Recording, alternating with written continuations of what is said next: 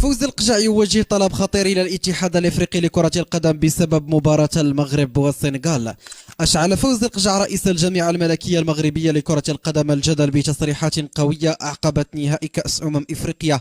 الذي جمع المنتخب المغربي بنظيره السنغالي وانتهى بخسارة أسود الأطلس بهدف دون رد في مباراة طغت عليها الفوضى والقرارات المثيرة للجدل. وجاء غضب القجع على خلفية الأحداث التي شاهدها النهائي، خاصة بعد انسحاب لاعبي منتخب السنغال مؤقتا من أرضية الملعب عقب احتساب ركلة جزاء لصالح المنتخب المغربي قبل أن تستأنف المباراة في ظروف اعتبرها غير قانونية ومنافية للوائح المعمول بها.